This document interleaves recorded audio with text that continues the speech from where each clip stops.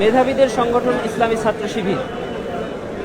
এটি আবারও প্রমাণ হলো আজকে ইসলামী ছাত্র শিবিরের আজকের এই কার্যক্রম দেখে দুটি জিনিস প্রমাণিত হয়েছে। একটি হলো মিথ্যা এবং প্রোপাগান্ডা দিয়ে কখনো সত্যকে দাবিয়ে রাখা যায় না।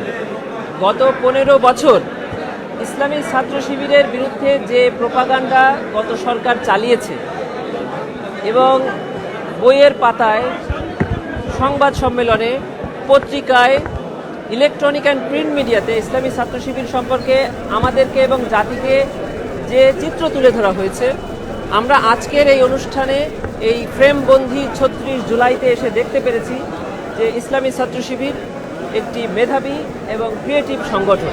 এই অগস্ট এবং জুলাই গণ অভ্যুত্থানে যে নির্মম হত্যাকাণ্ড দেশব্যাপী হয়েছে তার বিচারের জন্য আমরা ট্রাইব্যুনালে কাজ করছি, আমরা তদন্ত করছি, আমরা তদন্তের তথ্য উপাত্তকে আদালতে উপস্থাপনের জন্য চেষ্টা করছি। একটি জিনিস খুব মনে হয়েছে যে এই ইতিহাস মুছে ফেলার কোনো সুযোগ নেই এবং ইসলামী ছাত্র শিবির যে কাজ করেছে, আমি সকল রাজনৈতিক, অরাজনৈতিক, সামাজিক সকল সংগঠনকে আমি আহ্বান জানাবো যে আপনারা প্রত্যেকের স্থান থেকে এই ধরনের প্রোগ্রাম চালু রাখবেন, করে যাবেন, যেন এই দেশের এবং দেশের বাইরে প্রত্যেকটি বাঙালির অন্তরে এই জুলাই গণ অভ্যুত্থানের ইতিহাসটি অন্তরে থেকে যায়। আরেকটি আহ্বান জানাবো কর্তৃপক্ষকে, এই জুলাই ফ্রেমবন্দি 36 জুলাই এই অনুষ্ঠানটা যেন আরও বেশ কিছুদিন যাবৎ ধরে চলে, তার জন্য যথাযথ ব্যবস্থা নিতে।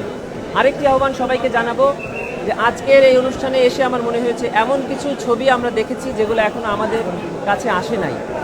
দেশবাসীর কাছে যেখানে, যে অবস্থায়, যে ফর্মে এই জুলাই গণ অভ্যুত্থানের তথ্যপত্র আছে সবই আপনারা আমাদের ট্রাইব্যুনালের প্রসিকিউশন অফিসে জমা দিয়ে যাবেন, যাতে আমরা করে একটি নিরপেক্ষ ন্যায় বিচার এই পৃথিবীকে, এই জাতিকে উপহার দিতে পারি এবং যারা আসলে অপরাধ করেছে, অবিচার করেছে, অন্যায় করেছে তাদেরকে আমরা যথাযথ বিচারের আওতায় আনতে পারি।